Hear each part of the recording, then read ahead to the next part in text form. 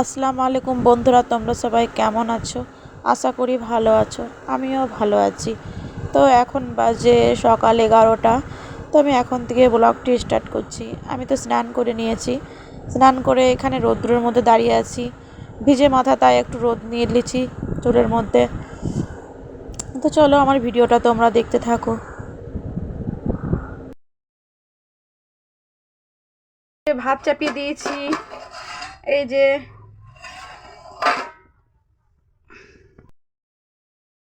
তো আমার ভাত চাপিয়েছিলাম, এই যে আমার ভাতটা ফুটছে দেখো। তো ভাত তো হয়ে গিয়েছে। এখন এখানে আছে ধনের পাতা, কাঁচা লঙ্কা, টমেটোর কুচি, পেঁয়াজ কুচি। আমি এগুলো দিয়ে ছোট মাছ রান্না করব, যেটাকে বলে মোরলা মাছ। যাই হোক, তো চলো দেখতে থাকো। তো বন্ধুরা, এখানে 2 পিস মতো বড় মাছের পেটি রাখা ছিল। তো আমি একটু ভেজে নিচ্ছি। এই মাছটা ভাজা করে নেব, তো মাছের সঙ্গে দিয়ে দেবো। তো একসঙ্গে মাছটা রান্না করে নেব। তো তেলের মধ্যে মাছটা আমি ভেজে নিচ্ছি, এই যে।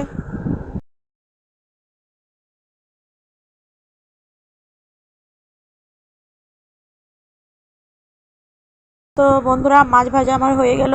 ওই মাছ ভাজার তেলে একটু তেল দিয়ে দিলাম। তারপর এই যে মাছটা ভাজা হয়ে গিয়েছে। তো এর মধ্যে এবার আমি গিয়ে পেঁয়াজ কুচিটা দিয়ে দেব। তেলটা একটু নেড়ে নিলাম।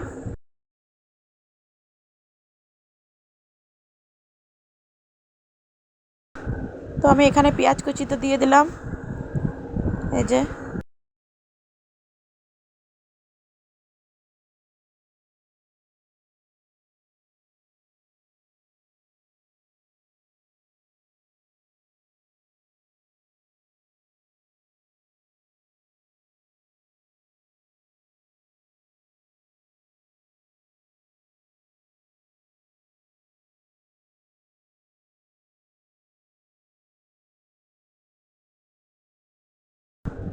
তো বন্ধুরা, এখানে আমি পেঁয়াজটা ভালো করে ভেজে নিচ্ছি, এই যে। মানে খুব একটা ভাজা না, একটু ব্রাউন কালার। এই যে দেখো, হালকা একটু ব্রাউন কালার হয়ে এসছে।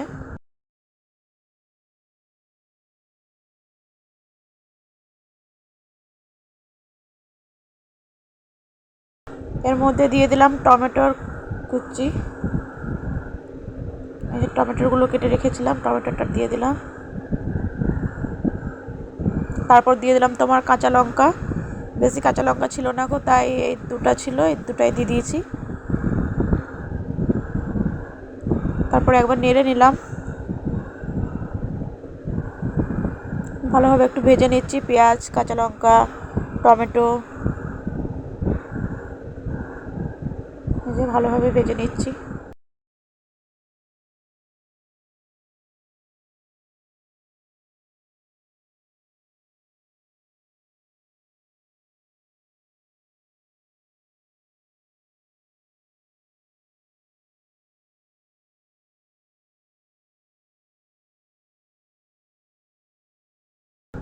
এবার এটার মধ্যে দিয়ে দিলাম হলুদ গুঁড়ো।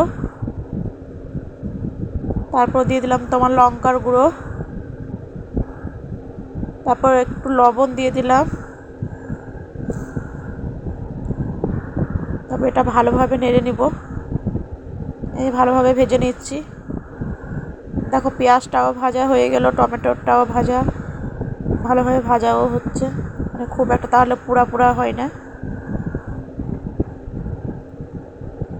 যখন যেমনভাবে পাই তখন সেরকমভাবে রান্না করি, কিন্তু এভাবে মাছটা খেতে আমার ভালো লাগে, তাই আমি এভাবেই রান্না করলাম। অনেকে মাছটা ভেজে নেয় তারপরে দেয়, আমি কখনো মাছটা ভেজেও দিই, আবার কখনো ওপর দিক দিয়ে কাঁচা দিই। যেমন এই যে দিচ্ছি মাছটা আমি কাঁচা। তবে কিন্তু মাছটা, পেঁয়াজটা ভাজতে ভাজতে মাছটাও ভাজা মতো হয়ে যাবে। এরকমভাবে একবার রান্না করে দেখবে বাড়িতে, কত টেস্ট লাগে। মাছটাও ভেজে নিচ্ছি, দেখো।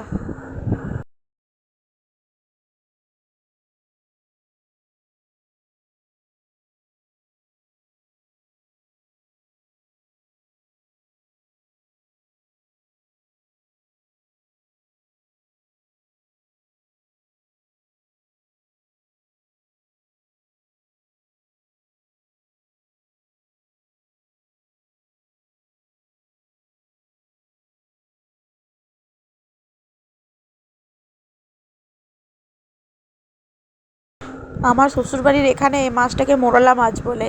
আর আমার বাবার বাড়ি মানে আমার মায়ের বাড়ি যেখানে বীরভূম জেলায়, তো বীরভূম জেলাতে তোমার এই মাছটাকে বলি মানে আমরা ওখানে বলতাম চুনো মাছ, আর এখানে একটা মোরলা মাছ বলছে, মানে যে যে নামে বলে আর কি।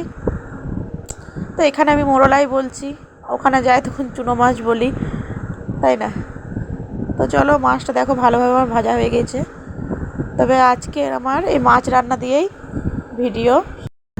বন্ধুরা, সেরকমভাবে ভিডিও দিতে পারছি না, তো এখন রমজান মাস চলছে, তো মানে এতটুকু করে পারছি। তারপর তোমার আরও অনেক কিছু রান্না করছি, ইত্যাদি, এগুলো আমি দিতে পারছি না, মানে ভিডিওটা আমার করা হচ্ছে না আর কি। ছেলে তো এখন স্কুল চলে যাচ্ছে, ছেলে ক্যামেরা ধরে দেয়, তো যখন বাড়িতে থাকে তখন ধরে দেয়, না থাকে তখন আমি এরকমভাবে কোনো রকম করে করছি, তখন আমার একটু অসুবিধা হয়।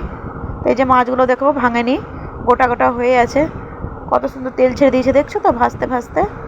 এই যে এবার এর মধ্যে দিয়ে দেবো আমি জল, এই যে জল দিয়ে দিলাম।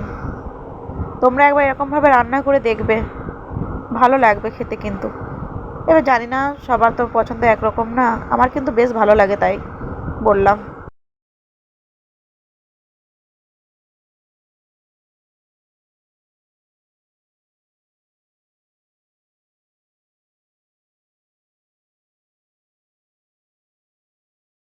এবার দিয়ে দেবো এর মধ্যে ধনের পাতা কুচি, এই যে ওপর দিয়ে ধনে পাতাটা ছিটিয়ে দিলাম। মানে এত সুন্দর ফ্লেভার বেরোয়, কি বলবো, এত ভালো লাগে না এই মাছটা রান্না খেতে।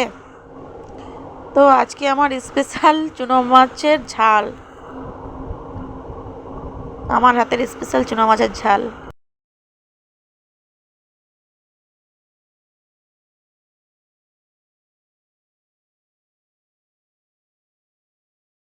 তো বন্ধুরা, এই যে ঢাকনাটা একবার খুলে দিলাম, আমি ভুলে গিয়েছিলাম ওই মাছ ভাজাটা দিতে, তো তাই মাছ ভাজাটা এই যে দিয়ে দিলাম, একসঙ্গে হয়ে যাবে।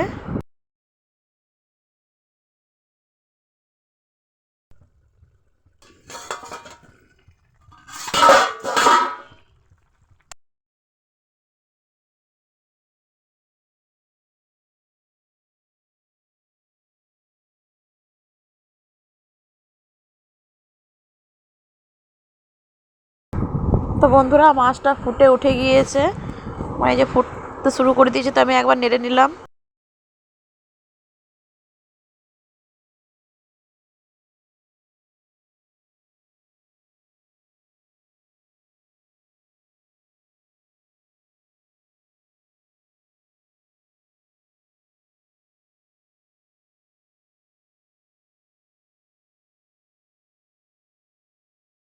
তো বন্ধুরা, মাছটা দেখো জলটা আমার অনেকটা শুকিয়ে গেছে, মাছটা এবার হয়ে গিয়েছে, নামাবো। এটা পোড়া পোড়া নামাইলে চচ্চড়ি হয়ে যেত, আর আমি এটা ঝাল করবো, সেই জন্য পোড়া পোড়া নামালাম না। তো তাই এই যে মাছটা হয়ে গেছে আমার, এবার নামিয়ে নিচ্ছি। এই যে আমার হাতের স্পেশাল মোরালা মাছের ঝাল, মোরলা মাছের ঝাল। এই যে ফাইনাল লুক,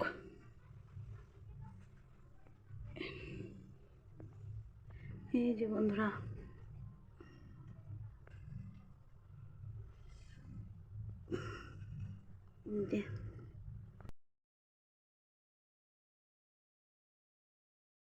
বন্ধুরা এবার আমি চাপিয়ে দিলাম করলা আলু ভাজা, মানে উচ্ছে আলু ভাজা।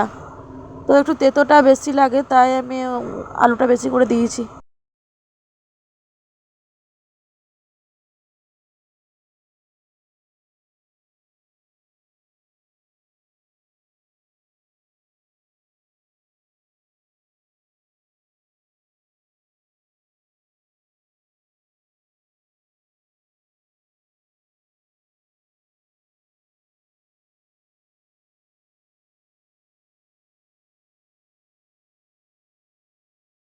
তো বন্ধুরা, এখানে আমি পায়েস চাপিয়ে দিয়েছি ইফতারির জন্য, নাস্তাতে পায়েস থাকবে, তো তাই পায়েসটা চাপিয়েছি।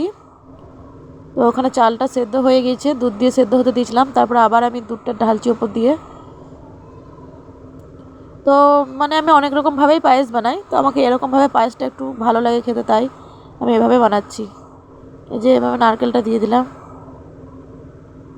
তোমরা ভাববে যে তোমাদের দিদিভাই কীরকমভাবে পায়েস বানাচ্ছে। তো আমি এইভাবেই বানাই, মানে যখন যেরকম পাই তখন সেরকমভাবেই বানাই। এইভাবে আমার সব থেকে বেশি খেতে ভালো লাগে।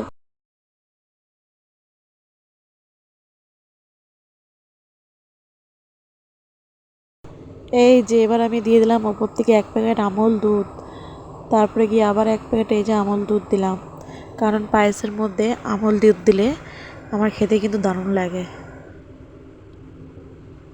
মানে এত টেস্টি লাগে না আমল দুধটা দিলে পরে। তো আমি এভাবে নামানোর আগে উপর দিয়ে দিই একটু গুটি গুটি হয়ে থাকে, তো এটা হালকা খুন্তি দিয়ে ভেঙে দিই, কিন্তু একটু মুখে লাগলেও ভালো লাগে।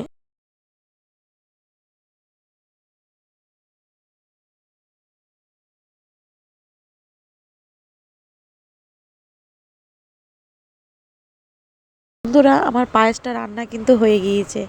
এখানে আমি এই যে কড়াই গরম হয়ে গিয়েছে, ঘি ঢেলে দিলাম। ঘি দিয়ে তোমার মানে আমি কাজু বাদামটা ভেজে নেব, ভেজে তারপর এটা আমি পায়েসের মধ্যে ঢেলে দেবো। বন্ধুরা, পায়েসের ফাইনাল লুক। তো আজকের ভিডিওটা এই পর্যন্তই। যদি তোমাদের ভালো লাগে লাইক কমেন্ট শেয়ার করে নিও। নতুন বন্ধু হয়ে থাকলে আমার পাশে থেকো।